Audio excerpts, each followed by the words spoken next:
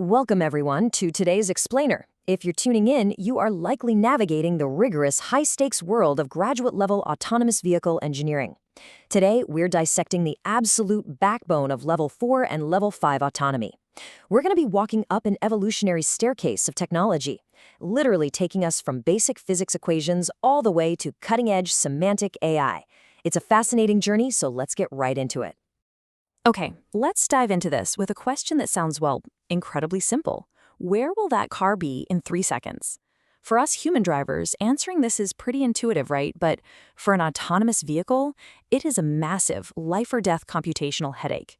Accurately predicting the future motion of surrounding vehicles, pedestrians, and cyclists is the absolute crux of modern self-driving tech. Because think about it, if you can't predict the future, you simply cannot plan a safe path through it. To set our academic baseline here, let's formally define the problem. Trajectory prediction is basically the process of generating future position sequences for dynamic agents. And this doesn't just happen in a vacuum. A truly robust system has to infer these paths by synthesizing historical trajectories, high-definition spatial maps, and really deep understanding of the scene's context. So here is our roadmap for today's explainer. First, we'll cover the trajectory prediction problem. Second, physics and classical ML. Third, we'll look at the deep learning paradigm. Fourth, large foundation models. And finally, number 5, challenges and future directions. All right, jumping right into step 1 of our staircase, the trajectory prediction problem. Before any heavy math or modeling even begins, any system we discuss today fundamentally relies on these core ingredients. First up, we've got our past agent trajectories, essentially the historical coordinates and velocities of everything moving around us. Then we have high-definition, or HD, maps. These provide the strict spatial constraints, things like lane boundaries and crosswalks. And lastly, multimodal sensor data. This is where we fuse LiDAR, radar, and cameras to give the vehicle real-time situational awareness. Basically, these modalities are the raw fuel for any prediction. Moving up the staircase, let's look at the foundational era in Section 2, Physics and Classical ML. This traces the chronological progression of our early baseline models. In the very beginning, systems relied heavily on simple kinematic equations to project where a car would be in just a fraction of a millisecond. But as our time horizons expanded, we saw the introduction of Kalman filters. These brilliantly handled short-term state uncertainty by constantly updating predictions as new sensor data came in. And then, for slightly longer horizons, we're talking seconds now, statistical models like hidden Markov models and Gaussian processes were deployed to capture a much more probabilistic view of the world. So the crucial point is this. Why did the industry have to abandon these early foundational models? Well, while physics and classical ML are incredibly computationally efficient and absolutely excel at short-term deterministic modeling, they completely fall apart when faced with complex, unpredictable human interactions. A physics equation just can't predict that a pedestrian is going to suddenly dart into a crosswalk because they dropped their phone, right? For long-term prediction, we desperately needed a paradigm shift. And that shift brings us to the data era. Welcome to Section 3, the deep learning paradigm. And this brilliantly illustrates how the industry mapped specific deep learning architectures to the exact autonomous driving challenges they were meant to solve. Recurrent neural networks, like RNNs and LSTMs, became the absolute standard for modeling temporal sequences, like understanding how a car's speed changed over the last 5 seconds. Then graph neural networks, or GNNs, emerged to map out complex spatial interactions, literally treating vehicles and pedestrians as nodes in a graph at a busy intersection. And finally, transformers completely revolutionized the space. They use attention mechanisms to weigh the holistic scene context, figuring out exactly which surrounding agents matter most at any given millisecond. It's a real game changer. But here's the catch. Human behavior isn't singular. It's highly uncertain. Picture a yellow light. One driver might hit the brakes, while another might slam on the gas. Because of this uncertainty, the industry adopted stochastic generative models to simulate multiple possible future trajectories. Things like variational autoencoders, generative adversarial networks, and more recently, diffusion models.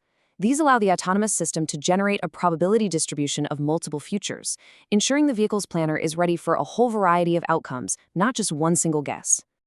Eventually, though, even the deep learning era hit a ceiling. Traditional deep learning models are infamous for being these opaque black boxes. They are aggressively data hungry and honestly suffer from pretty poor generalization when they hit long tail events. You know, those super rare, weird, out of distribution scenarios that weren't in their training data?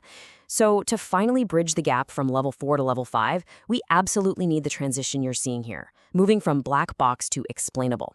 We need models that actually possess linguistic semantic context and zero-shot adaptability. Which brings us to the modern frontier. Section 4, Large Foundation Models, or LFMs. The quote you're seeing here really captures the magic of this current era. By bringing large language models, or LLMs, into the driving stack, we are basically giving embodied cognition to the vehicle. We aren't just processing raw pixels and point clouds anymore, we are actually parsing the semantic meaning of a scene. This is exactly what allows a vehicle to explicitly understand traffic rules and apply human-like reasoning to a rapidly unfolding situation. Let's move to and see how this builds a highly functional pipeline inside the vehicle. Step 1 is multimodal perception, where vision-language models fuse all that incoming sensor data together. Step 2 is scenario description generation. This is where the system literally translates that sensor data into a semantic, linguistic description of the scene. And finally, step 3, trajectory language mapping. Here, the LLM uses prompt-driven modeling to output a predicted trajectory based entirely on that linguistic context. The real beauty of this entire approach is symbolic reasoning. Unlike the black box models we were just talking about, an LLM-driven prediction system can actually enforce explicit regulatory constraints. So if you ask the vehicle's diagnostic system why it predicted a pedestrian would stop at a crosswalk, it can actually output a linguistic explanation. It provides a clear chain of thought. And let me tell you, that is a massive leap forward for safety certification and building trust in autonomous systems. But of course, it's not all solved just yet. Section 5, Challenges and Future Directions. The current literature makes it very clear that we still have some severe hurdles to overcome. First up is the brutal trade-off between computational latency and real-time driving needs. I mean, a massive foundation model is completely useless if it takes 500 milliseconds to calculate a prediction when the car needs an answer in 50. Furthermore, we are still battling extreme dependencies on data scale, not to mention the inevitable distribution shifts. You know, what happens when a car trained in sunny California is suddenly dropped into a snowy, open-world environment in Michigan? It's a huge challenge. Now, what's really interesting about this slide is how it grounds our high-flying software ambitions into harsh hardware realities. To actually make these advanced AI models feasible for mass production consumer vehicles, we face incredibly strict caps on cost, power consumption, and physical space. We're seeing a massive industry push toward deploying optimized, lightweight prediction models onto highly efficient FPGAs. This is what allows for rapid, real-time decision-making directly on the edge, because let's face it, we can't just sell cars with a trunk full of supercomputers.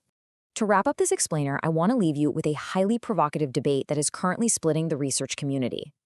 As we push for true Level 5 autonomy, which architecture is ultimately going to win? Will it be these massive end-to-end unified models that just take raw sensor data and map it directly to vehicle controls? Or will it be modular systems anchored in explainable causal reasoning? That is the billion-dollar question your generation of engineers is going to have to answer. Thank you so much for joining me today, and keep innovating.